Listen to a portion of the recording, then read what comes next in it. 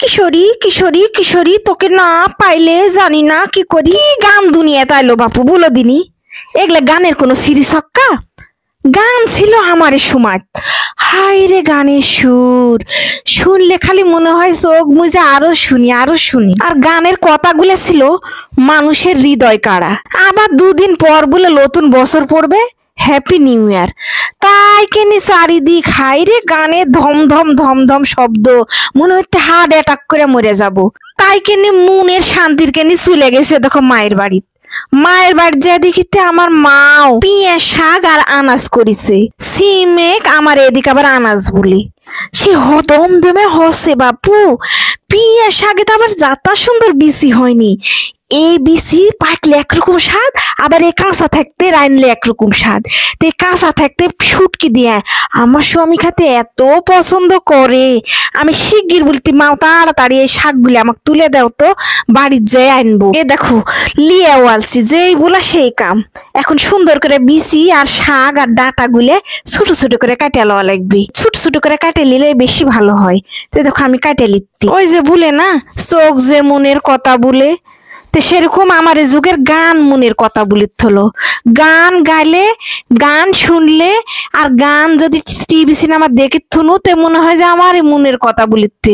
এখন করা গানের মতন লা বাবা। নতুন বছর বাঁচবই কি মরবো, নতুন বছর আসিতে দুয়া কালাম আল্লাহ রাসুলের নাম নাই, রোজা নাই, নামাজ নাই, খালি ওই বড় বড় কালো কালো ওই বক্স বাজায়। আর এতই জোরে সাউন্ড দিয়ে বাজায় বাপু, মাটি কাঁপে যায়।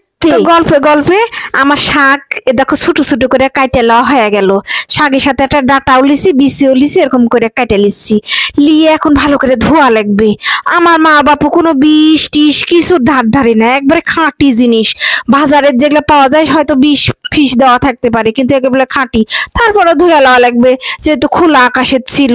তো দেখো ধুয়ে লিনু, এখন শুটকি দিয়ে আনু। শুটকি গুলো এত ফাইন, কক্সবাজারের শুটকি, যে কোনো শুটকি দিয়ে আনলেই হবে। তো দেখো ছোট ছোট করে কাটে লিচ্ছি। কাটে লিয়ে এখন গরম পানি ধোয়া লাগবে।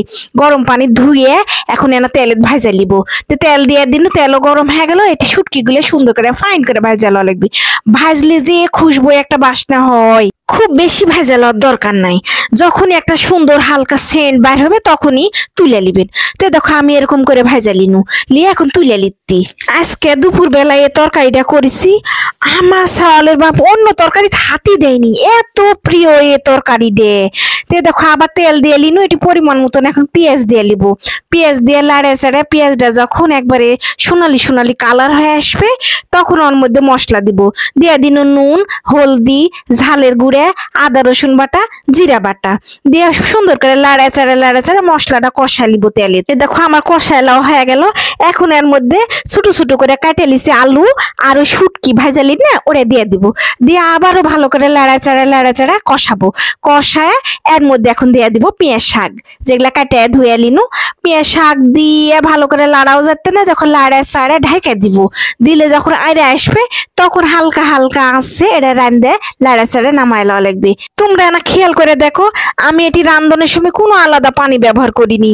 শাক ধোয়ার সময় যে পানি আসলো গায়ে, ওই পানিতে কিন্তু আইন দিয়ে লাড়া চাড়া নামাই লিব। এখন চুলের জালটা হালকা থোয়া লাগবে, কেননা না হলে পুড়ে যাবে। পানি দেওয়া নাই তো, হালকা আসছে লাড়া চাড়া ঢেকে দিয়ে দিয়ে রানবেন, সিদ্ধও হয়ে যাবে, আবার স্বাদও লাগবে খাতে। আমার এদিক এর এক বলে কি জানেন, পুঁই মুসরি আবার পিঁয়ার বিচি। তোমার এদিক কি বলে এই শাক ডাক আর এই শাকের বিচি, তোমরা না কমেন্ট করে জানাও। তো সবাই ভালো থাকো, সুস্থ থাকো। আজ এ পর্যন্তই, আল্লাহ হাফেজ।